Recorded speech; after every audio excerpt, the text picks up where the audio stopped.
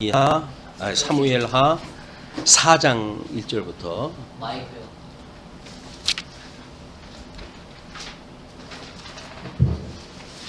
사무엘하 4장 1절부터 보시겠습니다. 사울의 아들 이스보셋은 아브넬이 헤브론에서 죽었다 함을 듣고 손에 맥이 풀렸고 온 이스라엘이 놀라니라. 사울의 아들 이스보셋에게 군 지휘관 두 사람이 있으니 한 사람의 이름은 바나요 한 사람의 이름은 레갑이라. 베냐민 족속 부에롯 사람 림몬의 아들이더라. 부에롯도 베냐민 지파에 속하였으니 일찍이 부에롯 사람들이 깃다임으로 도망하여 오늘까지 거기에 우고 함이더라. 우리 지난 시간에는 그 이스보셋하고 갈등이 있었던 군대 장관이 결국은 다윗하고 밀약을 시도하다가 아브넬을 잃었던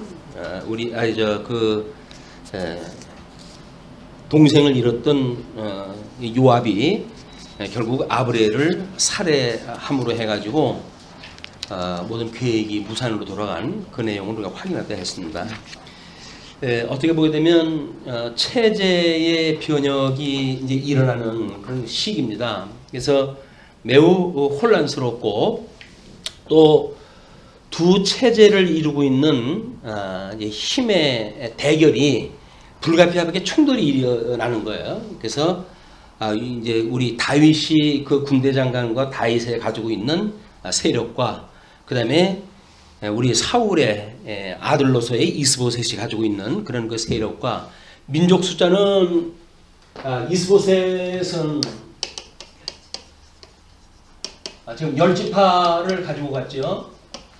물론 남유다의 우리 다윗은 유다 지파 한 지파만 지금 있는 중이에요. 그래서 왕으로 다윗이 기름을 붓고 7년 6개월을 지금 다윗이 왕으로 있었을 거고, 이거는 사울의 아들로서 사울이 전사를 당함으로 그 아들 이스보셋이 10지파의 왕이 되어진 그런 상태입니다. 그러면 하나님께서는 이 세력의 균형을 어떻게든지 해가지고 통일 왕국을 세우셔야 돼요. 이 통일 왕국을 세운다는 이야기는 한마디로 기름 부음 받은 자 또는 왕정 정치의 특징은 기름 부음 받은 자 메시아가 확보가 되어야 되는 겁니다.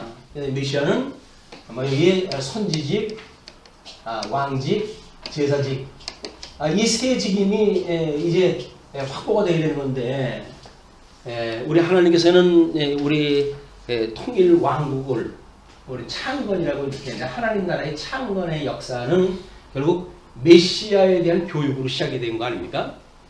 우리 사무엘을 선지자로 말씀이 없던 시대에 선지자를 세워가지고 선지직을 감당하게 하셨고, 이 사울이라고 하는 잘못되어져 있는 임금이 자기 필요에 의해서 드리는 제사, 그걸 우리가 기능 중심으로 볼 수밖에 없는 거죠. 전쟁에 나가기 위한, 그래서 마치 부적과 같은 그런 제사를 드리는 일을 하나님께 기뻐하시지 않는다. 하나님께서 원하시는 그 일은 이런 제사를 가져 드리는 일보다는 순종, 하나님의 뜻이 무엇인가에 대한 것을 순종하는 것이 더욱 중요하다, 이렇게 이제 이야기했단 말이에요. 이거는 둘째 아담이신 예수님에게 와가지고 거짓 왕가 헤롯의 왕가를 통해 가지고 이제 세워지는 왕가가 있고, 예수 그리스도를 통해 가지고 이루어지는, 그래서 이거는 새 왕국이에요. 새 왕국.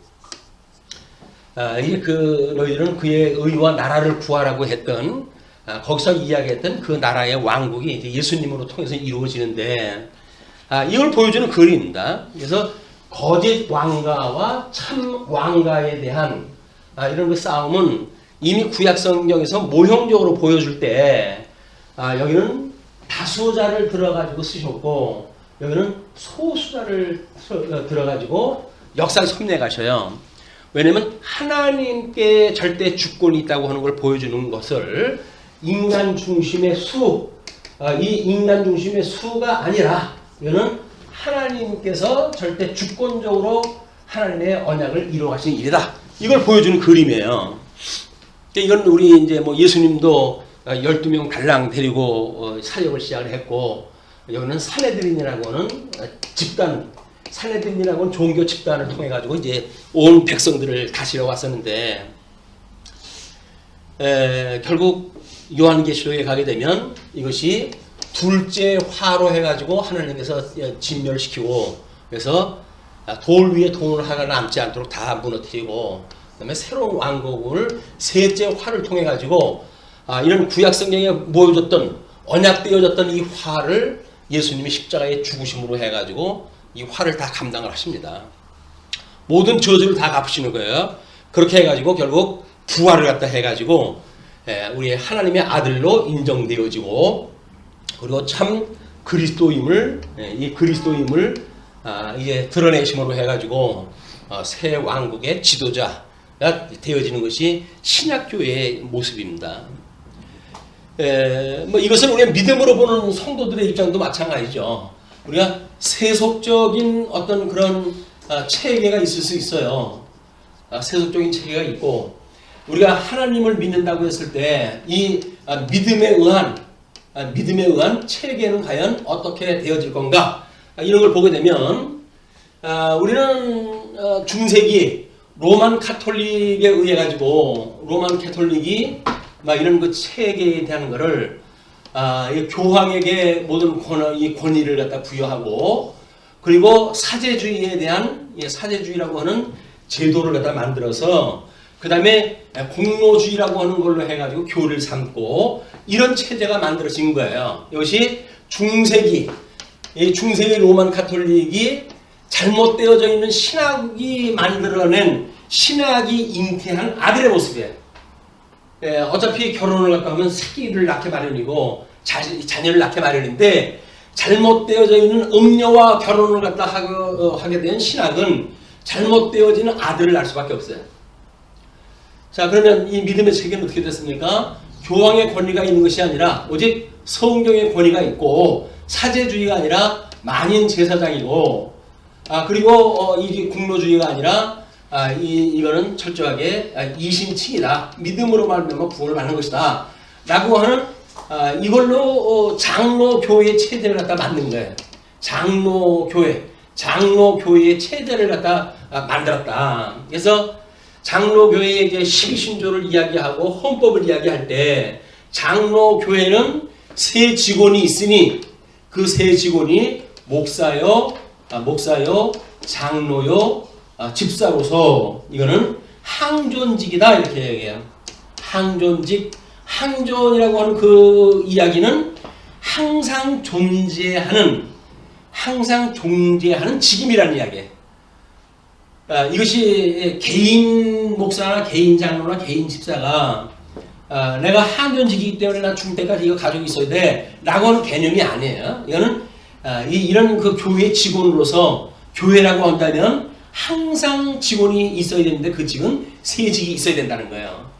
장로교회가 되면 적어도 장로교회의 성도가 교인이 우리 총회에서 정해진 소수가 있어도 장로를 세워야 돼.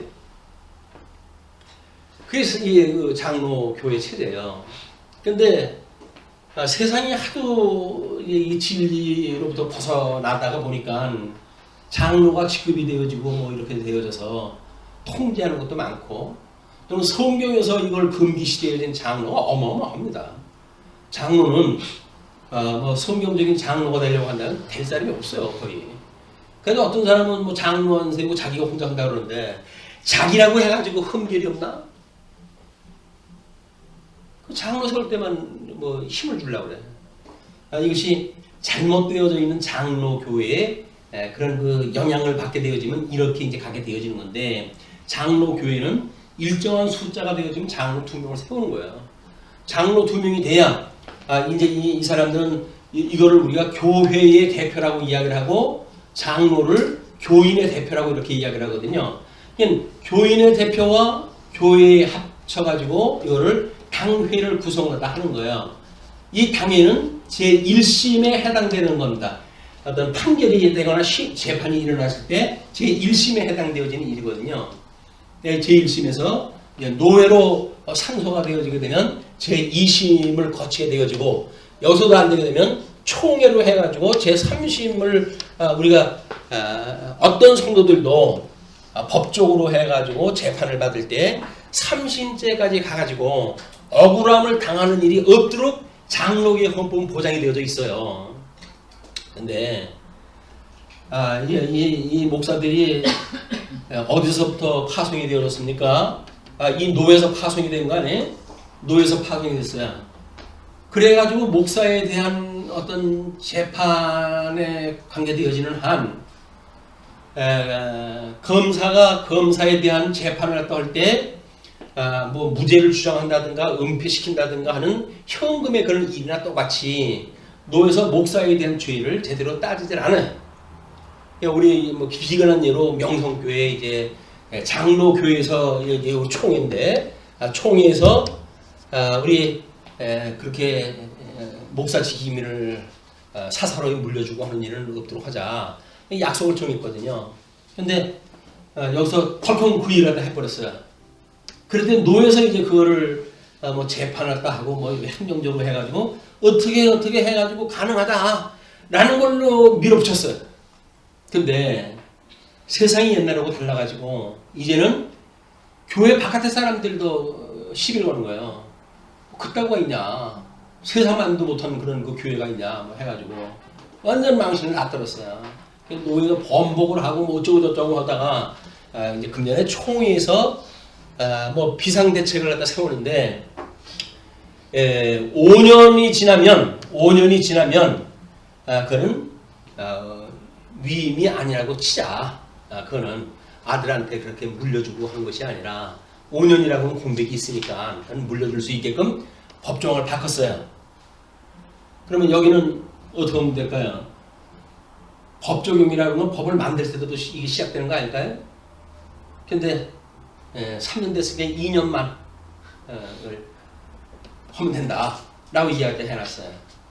그러니까 한마디로 장로교회, 우리 종교개혁에 의해서 만들어놓은 장로교회는 몇몇 사람들, 기득권자들이 임의대로 이걸 갖다 해야 하는 거예요. 이게 그러니까 자기네들이 정치 주체가 돼버렸으니까. 근데 이 교인의 대표가 지금 모여가지고 장로가 되려는데 장로가 힘을 쓸 수가 없어요. 목사들이 전부 뭐 장악을 하고 있으니까. 그래서 이것이 지금 한국교회의 아픕니다. 그래서 장로교회를 소수가 교회가 됐다고 하더라도 2명의 장로를 세울 수 있는 그런 특별한 조치를 갖다 해줘서 당회를 구성할 수 있게. 당회는 3명 이상이 돼야 가반수에 대한 결의가 되잖아요. 장로들, 목사 하나, 최소한도 단위가 이렇게 유지하기로 했었는데 장로를 안 세워요. 개척교회는 세울 수 없대. 장로 잘못 세우면 교회 무너진다고. 그런 거 같죠? 장안중학교 보니까는 장로 둘 세워가지고 결단이 난 거 아닙니까? 장로 둘이 못 살겠다고 갈라지게 해달라고 그래가지고. 뭐 목사가 갈라주는 건 아니지만 법은 이렇습니다, 원리는 이렇습니다라는 걸 알려줘야 될 거 아니겠어요? 그랬더니 당회에서 우리 교회 분립을 했다고 하는데 동의한다. 뭐 두 사람이 이야기를 했으니까 가결돼 버렸잖아요. 그래가지고 뭐 나름대로 이제 해가지고 분립이 됐어요. 노예 신청할 때 해가지고 분립이 됐고, 노예에서는 그것이 분립돼가지고 한 지교회가 교회가 성립될 때까지는 그 먼저 있던 교회의 당회장이 그걸 주도하게끔 되어져 있어요. 그래서 제가 그 일을 주선했다 하고 뭐 전세 얻는 것도 이쪽에서 건축 연보를 했던 거 막 그거를 돌려가지고 당일에 들어오게끔 해가지고 이제 조치를 다 하고 교회가 됐잖아요. 뭐 나중에 들려오는 이야기로 해가지고 목사도 아니야 뭐 이런 얘기. 어떤 원리에서 되는지도 몰라요. 내 성질이 안 맞으면 목사도 아닌 거라고 이야기하니까. 하나님이 세운 목사를 목사 아니라고 한다면 그건 그 사람의 책임이에요. 그거는. 우리 이제 하나님 앞에 우리가 목사로 세움을 받았다고 한다면 이게 총회 헌법상 그 원리가 어떤지에 의해서 좋지 않은 거는 그 사람의 몫이고 그거를 이렇게 저렇게 비판하는 거는 그 사람들의 몫이니까 하나님 앞에서 어떻게 뭐 하나님께서 잘못 그 오심을 얻다 했다고 한다면 판단을 다 해주시겠죠.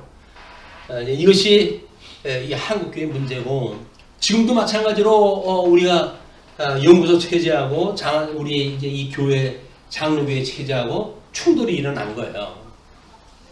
근데 거기서는 이 장로를 세울 때 자원제 장로를 세운 거 아니에요? 자원제 장로라고는 있을 수가 없어요. 왜? 교인의 대표이기 때문에 교회가 선출을 해야 돼요.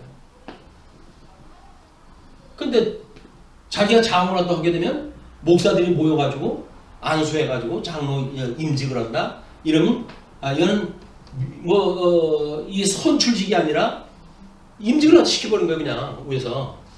이건 장로의 헌법에 맞지 않습니다. 원리상. 그런 조직이 만약에 장로교회하고 체제를 가지고 있는 데하고 뭔가 연합을 갖다 한다고 했을 때 이 체제는 철저하게 검증이 돼요. 성경적으로. 맞느냐 안 맞느냐가 성경이 돼야 되는데 누가 힘이 있느냐에 의해서 이게 돌아가는 것 같습니다. 이게 아픔이에요. 물론 하나님께서 해가시는 일이기 때문에 어떻게 섭리해 가시는지는 뭐 우리가 차차 봐가면서 이제 기도해가면서 이제 진행할 거라고 보여집니다. 지금 이 사울과와 다윗과의 갈등이라고 하는 문제는 모형적으로 잘못되어져 있는 헤롯 왕가, 거짓 왕가입니다. 사내들이 우리 하스몬 왕조로부터 만들어진 헤롯 왕가, 그런 하늘로부터 시작되어지는 예수 그리스도의 새로운 왕국. 이것이 지금 역사적 배경으로 오는 거예요. 요한계시록까지 이게 계속되어지는 겁니다. 그리고 이제 이걸 믿음으로 어떻게 이 계시의 역사를 우리가 믿음으로 해석을 갖다 하는가라고 하는 것은 믿음의 상태에 따라서 달라지게끔 되어 있는 거예요. 잘못되어진 것도 기능적으로 그냥 뭐 하려고 하면 어거지로 그냥 해버리는 거고, 이것이 그렇지 않습니다. 계시적으로 보면 그것이 맞지 않습니다. 라고 해서 계시 중심으로 생각하는 사람들은 이것이 늦어도 안 가는 일입니다. 그것이 우리가 믿음으로 사는 사람들의 자세예요. 어떻게 믿음으로 살 것인가 라고 하는 건 이런 성경적인 원리에 의해서 믿고 안 믿고가 결정이 되어지는 거지, 뭐 무조건 믿습니다 라고 하는 문제가 아니에요. 이거는 좀 성경을 통해서 하나님이 어떻게 하나님 나라를 세우냐 라고 하는 원리 정도 파악이 되어져야 교회 정치고 노예 정치고 우리가 이해할 수가 있는 거지, 그게 없으면 전혀 상관없는 이야기들이 나옵니다. 그 큰 교회가 어떻게 교회를 해체하고 장로를 뭐 선출직 장로가 아니라 완전히 임명식 장로가 되어져가지고, 임명했다는 거는 뭐예요? 한마디로 임명권자의 영향 아래 있게 하는 거예요. 그게 이런 제도를 우리가 잘못 알게 되면 세상 정치도 마찬가지죠. 아니 임명직자가 뭐 임명권자 해가지고 뭐 마구잡이로 공격하면 뭐예요? 그게 이쯤 되면 막가자는 얘기죠. 그 얘기예요. 그게 질서가 있는 건데 지가 뭐 실권 가졌다고 해가지고 지 맘대로 하는 게 말이 안 되는 거 아니에요. 임명권자가 임명을 할 때 했을 적에는 임명에 조건이 있고 뭐 이런 그 기대감이 있고 이렇게 하는 건데, 그래서 우리 임명제냐 아니면 선출제냐 중요하다. 그래서 요즘 뭐 검찰 제도에 대한 거를 그러면 거기에 뭐 그 부장 정도 세우려면 그거를 선출직으로 해야 된다. 교육감도 선출직으로 하는데 지역에 있는 뭐 지금 5개인가요? 뭐 3군데인가요? 그거밖에 없으니까 선출직으로 해야 그 사람들이 그 선출했던 백성을 무섭게 알지. 완전히 백성들이 자기의 자기 밑에 발톱 밑에 때만큼도 안 여기게 되어지니까 군림을 갖다 하고, 모든 주권이 국민한테 있는데 국민을 위해서 군림을 갖다 하는 제도 아닙니까? 이거는 국가제도가 잘못되어진 거예요. 왜? 민주주의 절차가 이게 장로교회의 헌법에 의해서 이것이 서구에서 발전해왔던 제도이기 때문에 성경적인 원리를 모르게 되면 안 됩니다. 우리 이 세속의 정치 문제도 이런 문제가 우리가 그래도 교회의 원리를, 성경의 원리를 따라서 그런 제도를 이해를 하고 그런 분들이 준비에 몸되는 교회의 정치에 참여하고 바깥에 나가면 세상 정치 참여할 거 아닙니까? 그렇게 해서 우리가 어떤 원리에서 해야 되는지 이걸 통해서 우리가 전도를 하다 또 하는 거죠. 이거는 왜 틀리고 왜 맞는지 성경에서 어떻게 이야기하는지 라고 하는 것이 증인의 삶이다. 이게 예수 믿으세요. 뭐 예수 믿어야 천국 갑니다. 뭐 예수 믿어야 복 받습니다. 이런 원초적인 것이 아니라 이런 세상의 이런 제도는 성경에 의하면 이러이러합니다. 라고 하는 좀 고급진 이런 증인의 역할을 감당했으면 좋겠다라는 생각이 듭니다. 자, 그렇게 해서 일단 이제 그 세력 간의 갈등이 일어나는데 4절서부터 4절에는 요나단의 아들 무비보셋에 대한 소개가 됩니다. 사울의 아들 요나단에게 다리저는 아들 하나가 있었으니 이름은 무비보셋이라. 전에 사울과 요나단이 죽은 소식이 이스라엘에서 올 때에 그의 나이가 5살이었는데 그 유모가 안고 도망칠 때 급히 도망하다가 아이가 떨어져 절개되었더라. 비극사야. 사울의 아들 우리 요나단, 우리 다윗하고는 절친이죠. 이게 우리 다윗하고는 절친관계 있는 그 요나단인데 그에게 아들이 있었는데 그 아들이 불구가 되어진 거예요. 위기 때. 예, 그래서 그것이 소개가 되어지는 이유는 사울과의 우리 이런 어떤 역사를 소개하기 위해서 그렇게 나오는 건데 5절로부터 8절 보면 레갑과 바나가 이스보셋을 암살합니다. 부에롯 사람 림몬의 아들 레갑과 바나가 길을 떠나 볕이 쬐일 즈음에 이스보셋의 집에 이르니 마침 그가 침상에서 낮잠을 자는지라. 레갑과 그의 형제 바나가 밀을 가지러 온 채하고 집 가운데로 들어가서 그의 배를 찌르고 도망하였더라. 그들이 집에 들어가니 이스보셋이 침실에서 침상 위에 누워있는지라 그를 쳐 죽이고 목을 베어 그의 머리를 가지고 밤새도록 아라바 길로 가서 헤브론에 이르러 다윗에게 이스보셋의 머리를 들이며 아뢰되 왕의 생명을 헤아려 하던 원수 사울의 아들 이스보셋의 머리가 여기 있나이다. 여호와께서 오늘 우리 주 되신 왕의 원수를 사울과 그의 자손에게 갚으셨나이다 하니. 지금 다윗하고 요나단하고 어떤 관계인지 모르는 거예요. 이것들이 정적으로만 이해를 갖다 했지 절친관계를 갖다 모르니까. 이거는 정치적인 이해관계만 이해를 갖다 하고 그들이 가지고 있는 맹약했던 내가 너를 사랑했던 것처럼 우리 사랑하고 살자 같은 맹약을 모르는 사람들이니까 하나님께서 주신 비밀을 모르는 사람들이에요.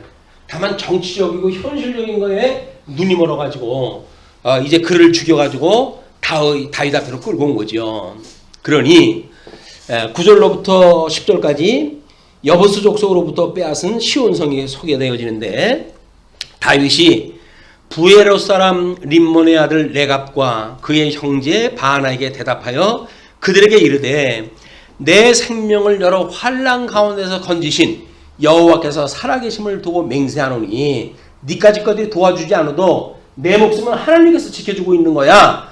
그러니까 그 하나님을 두고 맹세했다 하는데 전에 사람이 내게 알리기를 보라 사울이 죽었다 하며 그가 좋은 소식을 전하는 줄로 생각하였어도 내가 그를 잡아 시글락에서 죽여서 그것을 그 소식을 전한 가품으로 삼았거늘 하물며 악인이 의인을 그의 집 침상 위에서 죽인 것이겠느냐.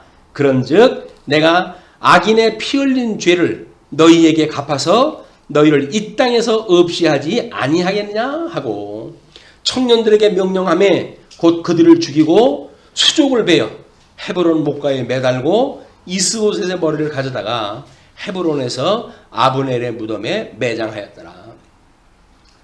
군대장관 묻었던 자리에다가 같이 그냥 묻어버린 거예요. 이것이 4장까지 내용이 이 두 갈등 문제를 이제 소개했던 내용입니다. 그러면 이 갈등 가게 끝이 나고 우리가 이제 한쪽 가로 일본에서 반역자들의 진멸이라고 그렇게 이야기를 했잖아요. 그 진멸의 과정이 끝나고 양쪽 가로 2번으로 해가지고 선민국가의 번창이 소개가 되어지는 게 이게 5장서부터 10장까지의 내용입니다.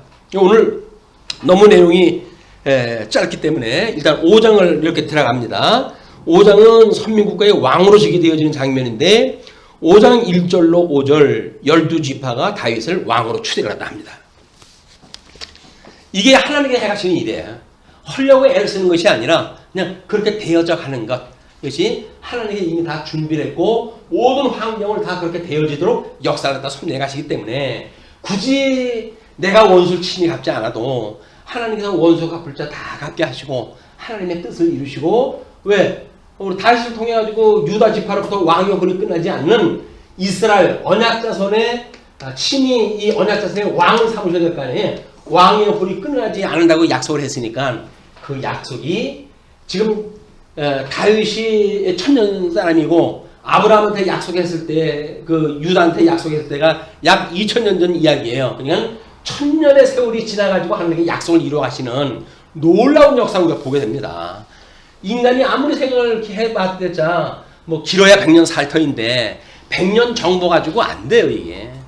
하나님께서 이미 1000년 전에 계획을 세워놨던 것이 오늘날에 이루어지기 때문에 우리들이 하나님의 약속을 붙고 믿음으로 살아가는 사람들이 우리가 낙오를 갖다가 한다는 이야기가 이거는 하나님의 이런 살아계심을 믿지 않기 때문에 그렇다. 그래서 너희는 이제 우리 아브라함의 다윗의 아들로 예수님을 소개했을 때 예수님이 그러잖아요. 너희는 아브라함과 이삭과 야곱의 아들이라고 하는 열조의 그 하나님이라고 듣지 못했느냐 성경을 통해서. 그 이야기는 뭐예요? 살아계신 하나님이라는 거예요. 그렇게 죽고 뭐 그런 것이 아니라 대를 물려가지고 여전히 하나님의 계획을 섭리해 가시는 그 하나님. 지금도 우리는 우리와 함께 하시는 임마누엘 우리 그 주님을 믿는 거예요. 우리 상황이 뭐 가난했거나 뭐 어떻게 됐거나 건강이 나쁘거나 어떤 상황이 있다고 하더라도 주님께서 저와 함께 오신다는 이야기입니다. 그런데 절묘한 거는 우리가 절망적일 때 우리는 주님을 만나게 돼요. 배가 부르면 형식적인 주님을 만납니다. 기능적인 중심을 만납니다. 일 중심의 주님을 만납니다. 근데 우리가 정말 아무것도 할 수 없을 때 그때는 주님께서 친히 일을 갖다 해가셔요. 우리로 하여금 하나님을 믿는 믿음 안에서 심령의 평강을 누리고 평강을 누린다는 이야기는 뭡니까? 안식을 누리고 살아가게 한다. 그 얘기 안식을. 이 안식이라는 이야기는 심령의 안식이니까 돈으로 주는 평안이 아닙니다. 건강이 주는 평안이 아니에요. 하나님이 나를 사랑하신다고 하는 예수 그리스도로 말미암아 새 생명을 얻었다고 하는 그 안식이 우리를 살만한 세상에 살아게 하시는 거지 조건이 우리 살아갈 만한 게 아니다. 우리 자꾸 조건을 보여. 눈에 보이고 땅만 보여요. 땅을 보는 건 개입니다. 이 땅은 킁킁거리고 땅만 보고 가요. 우리는 뭘 봐야 돼요? 하나님 나라를 봐야죠. 하나님 나라. 우리를 온전케 하시는 대주제가 되시는 예수 그들을 바라보라. 그 예수 그들을 바라보고 사는 사람들이 믿음으로 사는 사람들이다.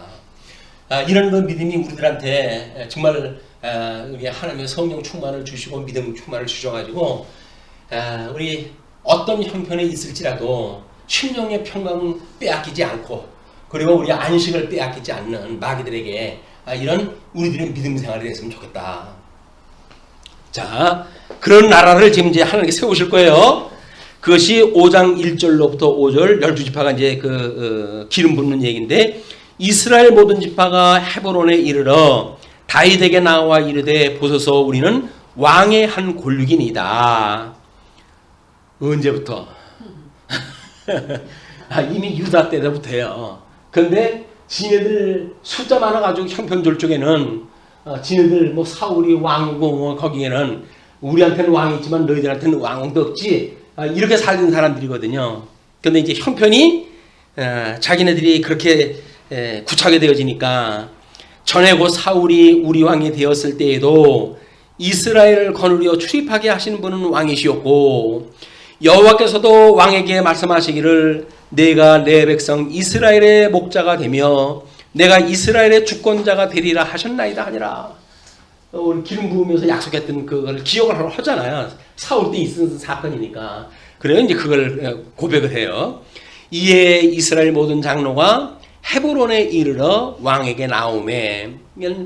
우리 과거에 대한 해석이 그래서 중요한 거예요. 이 과거에 사울에 있었던 시대에 사무엘이 어떻게 다윗의 기름을 부었고 그리고 이 다윗을 해하려고 했던 그런 그 상황 속에서 어떻게 하나님께서는 제사를 드릴 때 너의 그 왕위를 다윗에게 줄 거야 라고 했던 걸 기억하는가. 이것이 말씀이에요. 말씀에 기억하는 것.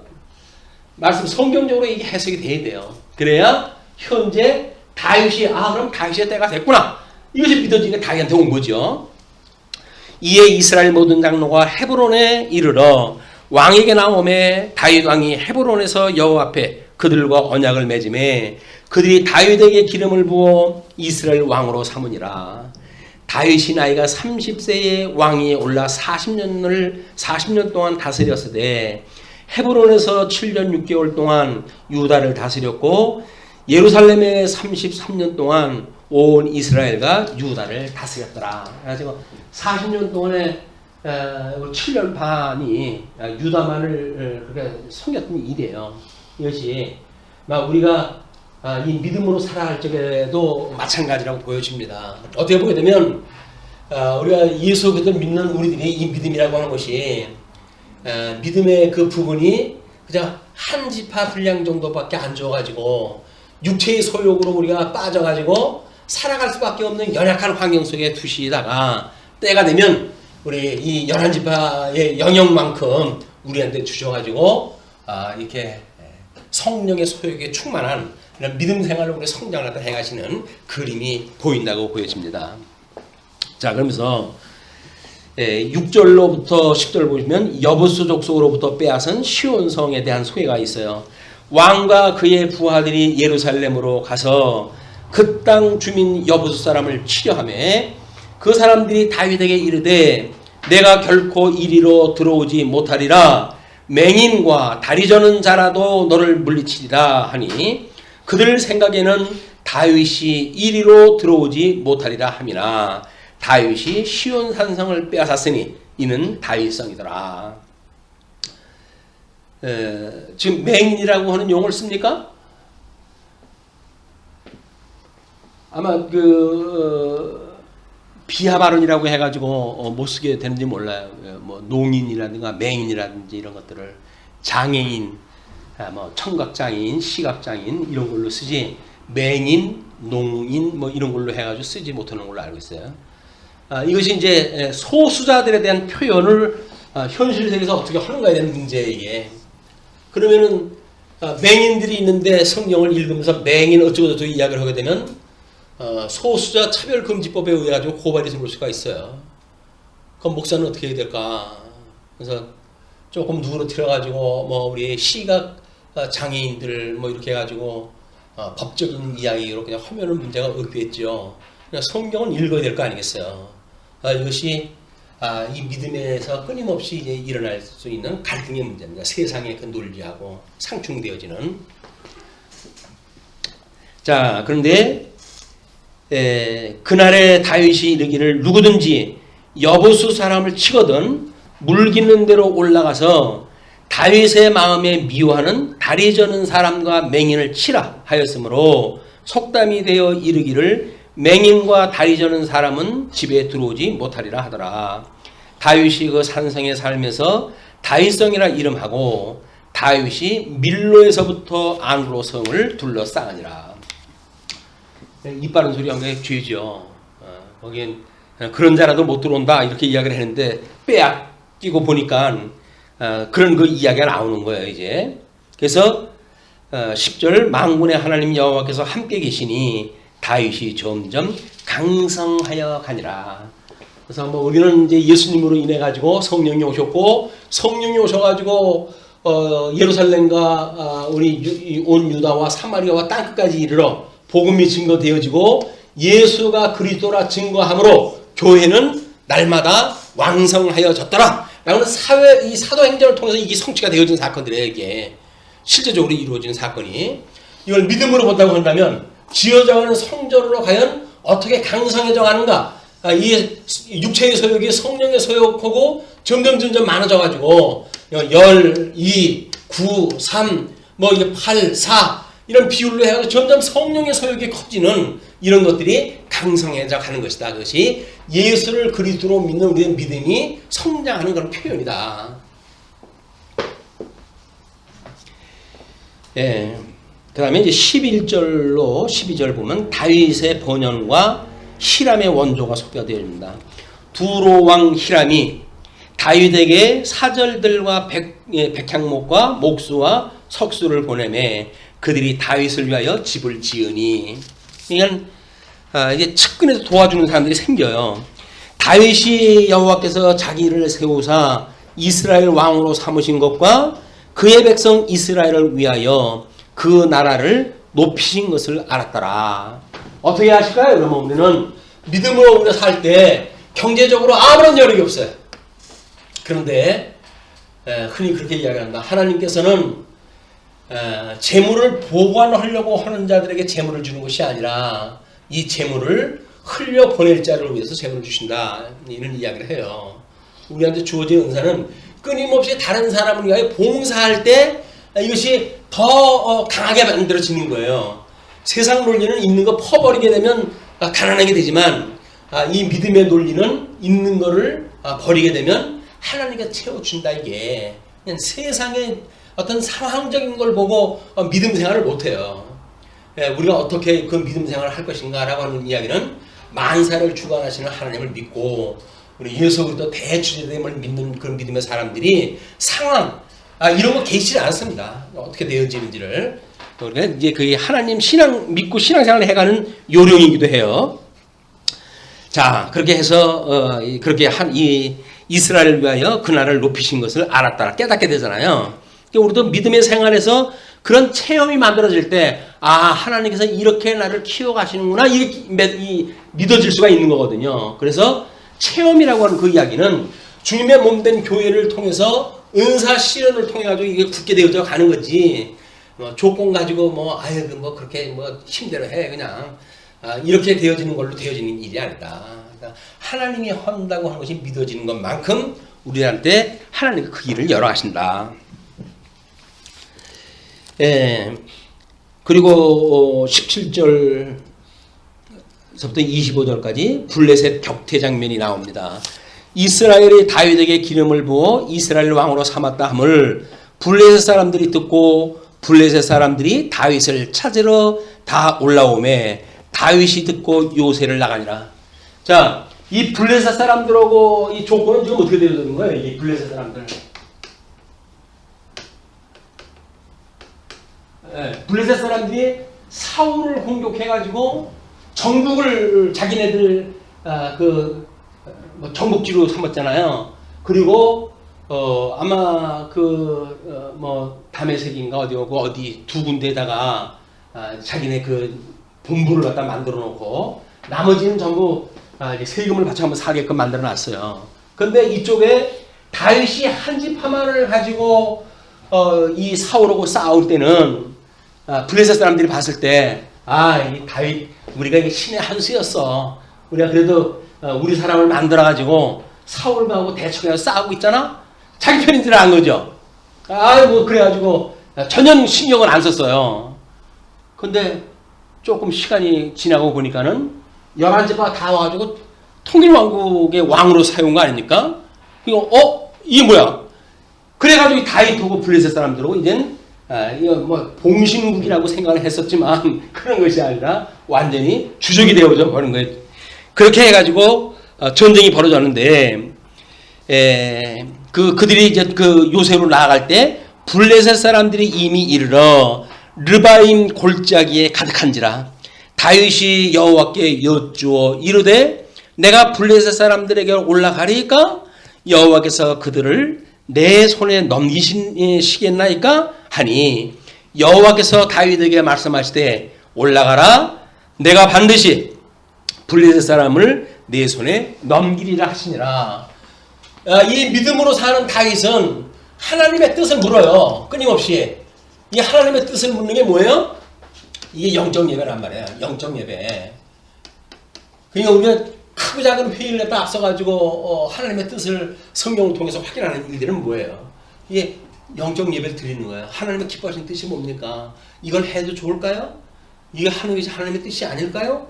라고 하는 거를 우리가 그런 강론을 통해 가지고 깨닫고 그래서 회의에 대한 목표, 뭐 방안 막 이런 것들을 조정해가는 일이 영적 예배를 드리는 방식이다.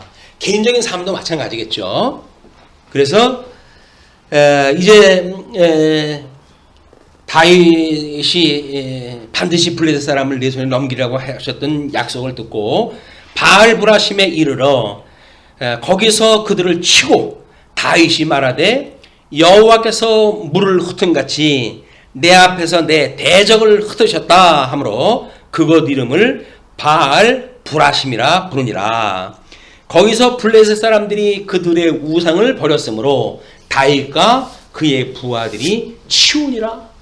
전부 청소 작업을 하는 거예요. 나라 자기네들 영토에 다윗 왕국의 영토에 떨어져 있는 블레셋 사람들이 갖다 버렸던 우상들 다 제거를 갖다 시키므로 해가지고 과거에는 우리 마카비 왕조에서는 수전이라고 이렇게 전을 갖다 깨끗하게 하는 일들, 그러나 땅을 깨끗하게 하는 일이 그 자기네 통치 영역 안에 우상 단지 있는 것들을 다 쓸어버리는 이런 그 일이 전역을 통해 가지고 하나님께서 세우신 다윗이 해가는 일입니다. 어떻게 우리가 하나님의 나라를 세울 것인가? 이것에 우상의 흔적이 있다고 한다면 다 지워버리는 게 중요하다. 하나님 그렇게 해가시니까.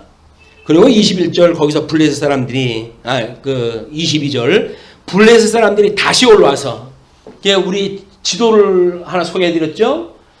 거기에 이제 어떻게 보게 되면 지금 다윗성이라고 했던 그런 그 곳은 계곡이 있어가지고 침략을 해 들어올 때 전쟁으로 불리한 곳이에요. 이게 불리한 곳인데 하나님께서 다윗으로 하여금 그 다윗성을 통해서 이걸 다윗의 그런 어떤 전략 또는 왕으로서의 직임에 대한 수행 능력 이런 것들을 하나님께서 시험을 하시는 거라고 보여집니다.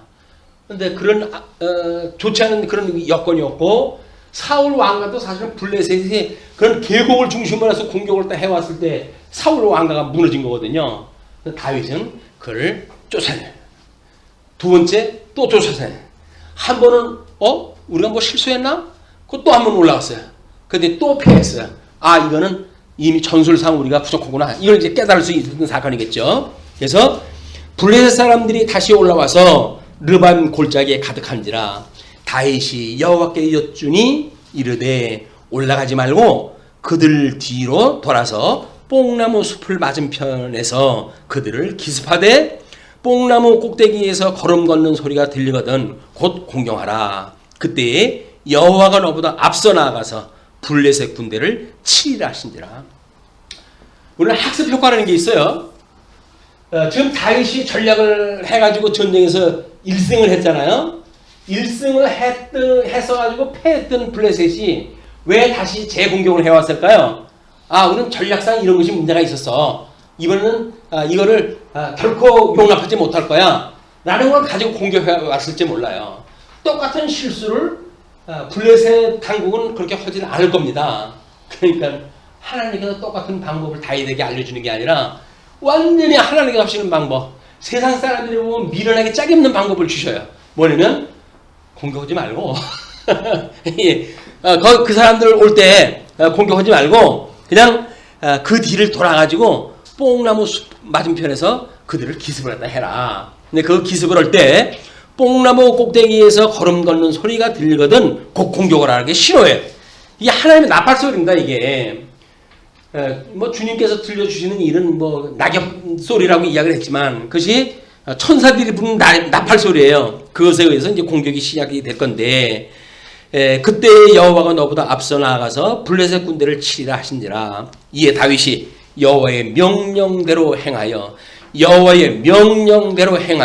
자기의 전략 모든 걸 백지화시키고 오직 다윗의 여호와의 명령대로 행하여 블레셋 사람을 쳐서 게바에서 게셀까지 이르니라. 전승을 이뤄요. 거기서 전쟁에 이런 하나님께서 내가 함께 한다고 하는 걸 보여주는 방법이야말로 다윗의 전술 백전 노장입니다. 이때 나이야 초기니까 30대 좀 지난 나이지만 얼마나 수많은 전쟁을 치루었어요. 그러니까 자기 전술을 내세울 수 있을 만도 한데 하나님께서는 이제 이러이러하게 해라라고 이야기했을 때 다윗이 하나님 앞에 그 뜻을 순종을 해요. 영적 예배라고 하는 이야기는 하나님의 뜻에 순종하는 데 있어요. 그래서 너희가 하나님의 기뻐하시고 선하시고 온전한 뜻이 무엇인지를 분별하고 그리고 믿음의 분량만큼 생각하고 그리고 주시는 은사를 따라서 실현해라. 믿음의 분량만큼 주신 거니까 되는 거예요. 거기서 뭐 자기가 순종한다고 해가지고 믿음의 도를 지나가는 이런 생각을 한다든지 하는 것은 하나님의 받지를 않습니다. 그냥 우리는 행위를 보고 성취도가 높다 낮다 이렇게 보는 건 맞지는 않습니다. 우리는 그러기 쉬워요. 외양을 보고 저 사람은 믿음 생활이 참 너무 멋있어 이렇게 이야기하는 것도 마찬가지예요. 왜냐면 우리들은 하나님 앞에 신앙생활을 했을 때 하나님 앞에서 해야 되는 것이 신행의 원리인데 믿음의 행위의 원리인데 흔히 육신의 소욕에 유혹을 받을 때는 사람들 앞에서 이 일을 다 하기 때문에 그렇습니다. 특히 교회 일은 더 그래요. 사람들 앞에서 뭐가 하는 거라고 보여주게 되면 내가 그래도 내 지도자니까 그렇게 해가지고 이 일을 딱 하게 되면 사람들 앞에서 보이는 거 아니에요. 이게 이는 지도자로서는 이게 흠결이다. 그냥 하나님 앞에 맡기는 것. 온전히 하나님 앞에 맡기고 저는 빈손 들고 주님께 나아갑니다. 주님께서 이루어 주소서. 이것이 믿음의 사람들이 하는 일입니다. 그래도 주님 이거 저한테 은사로 주신 거 아니에요? 이 정도 전략은 제가 할 수 있는 거 아니에요? 까불지 말고 내가 시킨 대로 해. 주님은 그거 어떻게 할까요? 빈손 들고 와. 그냥 빈손 들고 내가 다 할 테니까 내가 했다라고 하는 걸 넌 깨닫기만 하면 돼. 그 얘기예요. 하나님께서 했다고 하는 걸 깨닫는 일, 이것이 하나님의 일이니까요. 그래서 이 하나님이 보내신 자 예수 그것을 믿는 것, 이것이 하나님의 일이에요. 하나님의 일을 한답시고 뭐 순교를 하네 뭐네 쉬운 소리 하다가 망가진 사람이 한둘이 아닙니다. 중요한 몸된 교회에 뭐 재산을 팔아가지고 어떻게 한다? 그거 중요한 거 아니에요. 예수를 믿어야지. 예수를 믿지 않고 그 뭐 금을 큰 거 지금 뭐랍니까?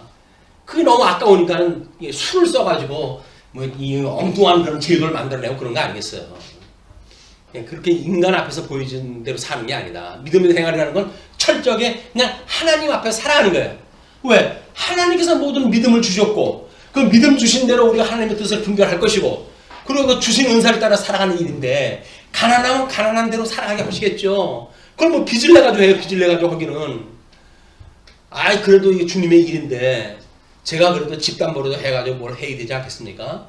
그러다가 집 잃어버린 사람은 한둘 아니에요. 쓸데없는 생각 좀 하십시오. 하나님 앞에 살아가는 게 아닙니다. 믿음 생활은 철저하게 주님 앞에 살아가는 일이에요. 주님 저한테 형편이 안 되는데요. 그래? 그럼 너 지금 뭐 가지고 있니? 저 이렇게 빵 2개 하고 물고기 5밖에 없는데요. 그래 그럼 가져와. 그거 가지고 내가 쓸게. 그렇게 주님을 믿는 거지. 이거 가지고는 안 됩니다. 사람이 몇인데 주님 망령이에요 이게? 이 말이 됩니까? 이거 가지고 이거 5,000명이나 되나 어떻게 먹이려고 그래요? 이렇게 하잖아요. 그냥 믿음이 있는 사람은 내가 할게 해놓고 그냥 있는 거 가져와. 있는 거 가져오라는 거예요. 있는 건 뭐예요? 주님께서 주신 거 가져오라는 거예요.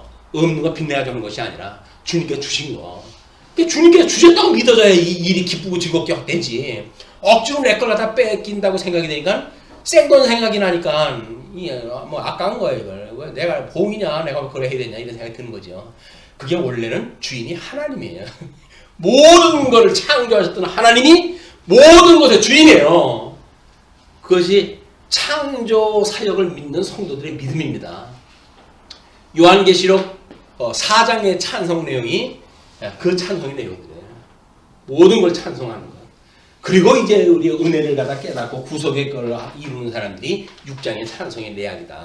어떻게 하나님 앞에 나아가는 사람들의 행복을 어떻게 노래하는지에 대한 구분되어져 있기 때문에 우리가 사도신경을 할 때 그렇게 이야기를 하잖아요.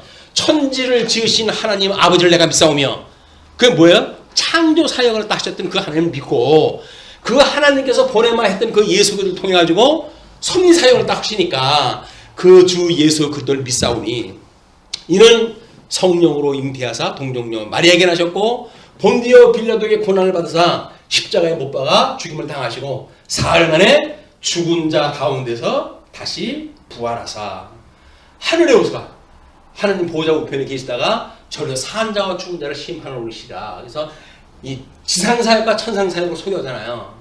그리고 성령을 믿사오느냐. 공교회와 성도의 교통과 그리고 우리 죄를 사해 주시는 것과 몸이 다시 사는 것과 영원히 사는 걸 믿습니다라는 것이 삼위 하나님을 믿는 우리 신앙 고백이란 말이에요. 성부 하나님, 성자 하나님, 성령 하나님에 대한 그런 걸 사역을 믿는 우리의 믿음에 예배를 드릴 때마다 사도신경을 우리가 외우잖아요. 그걸 무슨 로만 캐톨릭에서 만들었대나 어쨌든 해가지고 지워버리기 급급하게 하는 사람들은 참 답답한 사람들이에요. 누가 만들었어 못해요. 주님께서 그러는데 야 바리새인들 잘못한 이야기 해도 들어. 뭐만 하지 말라고요? 그들 행위만 따라하지 마라 이렇게 이야기를 했잖아요. 아니 로만 캐톨릭이 만들어낸 교리라고 하는데 뭐 어때요? 하나님의 뜻이 맞으면 그걸 하는 거지. 그걸 부정을 하기 위해서 이렇게 하는 거는 억지로 하는 거다. 우리 로만 캐톨릭에서 했던 우리 성찬에 대한 이야기 마찬가지예요. 우리 성례라고 하는 그런 그 이야기를 천주교에서는 7성례를 이야기를 하잖아요. 7가지 성례를. 근데 우리 개신교에서는 2가지만 이야기를 해요. 이걸 해석을 우정하기를 뭐라 그럽니까? 7성례에서 5개는 폐지시켰지만 개혁 능력이 부족해서 2가지는 남겨놨다. 이렇게 해석을 하잖아요. 천만의 말씀이에요. 이스라엘 백성들이 출애굽을 갖다 기억하는 일이 뭡니까? 할례를 받았던 언약 백성들이 출애굽을 기억하는 일이 유월절이에요. 그 모형적인 것이 예수님을 통해서 세례와 성찬으로 이루어지시니까 주님께서 이걸 다시 뭐라 그럽니까? 이걸 기념하라 이렇게 이야기를 하잖아요. 주님이 기념하라고 한 거지 무슨 개혁 의지가 부족해가지고 2가지를 남겨놓습니까? 자기네들 마음대로 해석을 갖다 하는 거예요. 그게 성례 너무나 소중한 거예요. 교회 표지에 성례가 꼭 들어가요. 은혜의 방편에 성례가 들어가요. 세례와 성찬이라는 게 중요한 거예요. 떡을 뗄 때마다 예수님의 그 보혈의 공로를 우리가 기억하고 그래서 우리가 어떤 은혜를 가지고 살아가는지 이걸 아는 일이 너무나 중요하다. 이것이 예수님을 믿는 우리들의 의와 칭의, 이 칭의와 성화의 관계예요. 성화. 아마 제가 새로 그 사도행전과 양전약 그리고 세계관이라고 하는 그림을 보시게 되면 이걸 소개를 갖다 해드렸어요. 그리고 이것이 이제 우리가 우리에게 죄인을 사해 준 것처럼 우리 죄를 사해 주세요. 그런 그 이야기고 그리고 우리를 시험에 들게 하지 마시고 라고 하는 것을 우리가 이 견인을 갖다 해가시는 시험에 들게 하지 않고 악으로부터 구해주는 견인의 역사다. 그러면 우리 구원의 서정이 거기 다 들어가 있는 거예요. 주기도에 다 들어가 있고 그러니까는 우리가 이런 것들을 자꾸 조합을 갖다 하고 생각을 하나로 집중시키는 이런 그 일들이 필요하다. 이런 그 집중화되어져 있는 심화 교육이 우리한테 필요한 때라고 보여집니다. 말씀 줄이.